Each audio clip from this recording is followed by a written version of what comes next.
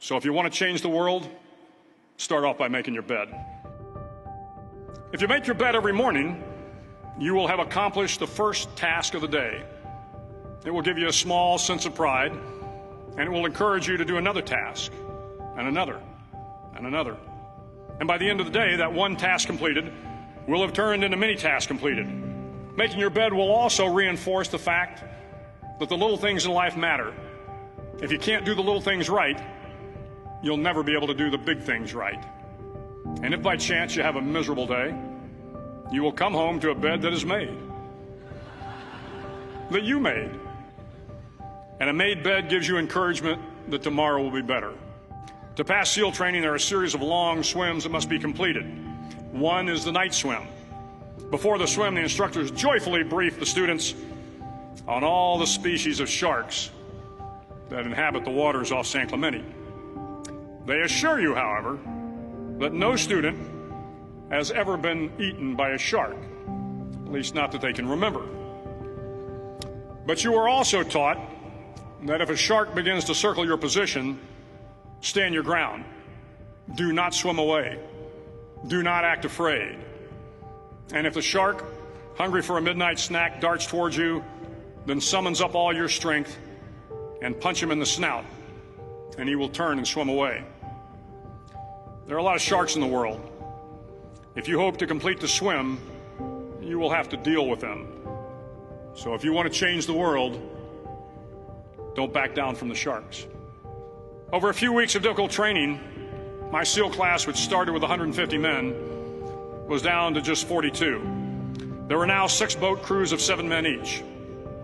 I was in the boat with the tall guys, but the best boat crew we had was made up of the little guys, the Munchkin crew, we called them. No one was over 5'5". The Munchkin boat crew had 1 American Indian, 1 African American, 1 Polish American, 1 Greek American, 1 Italian American, and 2 tough kids from the Midwest.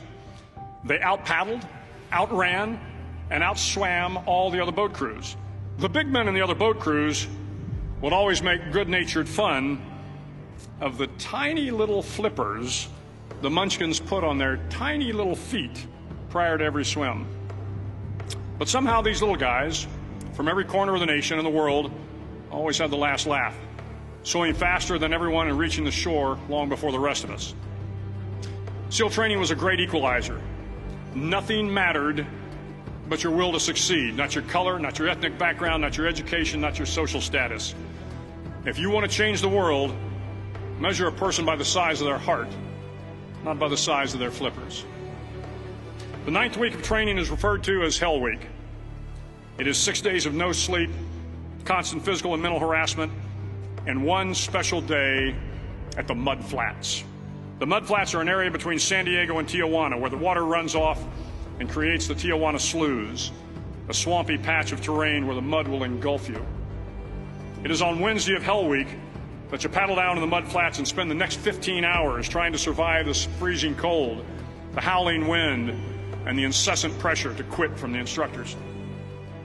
As the sun began to set that Wednesday evening, my training class, having committed some egregious infraction of the rules, was ordered into the mud.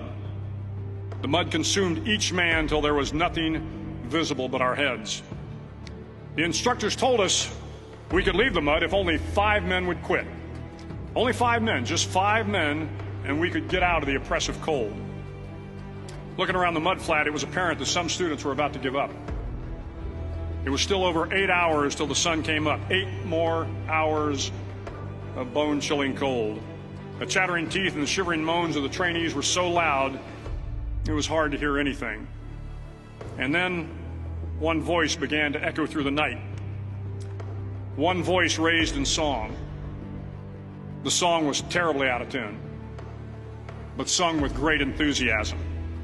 One voice became 2, and 2 became 3, and before long, everyone in the class was singing. The instructors threatened us with more time in the mud if we kept up the singing, but the singing persisted.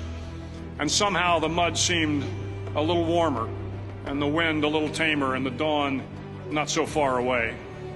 If I have learned anything in my time traveling the world, it is the power of hope. The power of one person, a Washington, a Lincoln, King, Mandela, and even a young girl from Pakistan, Malala. One person can change the world by giving people hope. So if you want to change the world, start each day with a task completed. Find someone to help you through life. Respect everyone. Know that life is not fair and that you will fail often. But if you take some risks, step up when the times are the toughest, face down the bullies, lift up the downtrodden, and never, ever give up. If you do these things, the next generation and the generations that follow will live in a world far better than the one we have today. And what started here will indeed have changed the world for the better.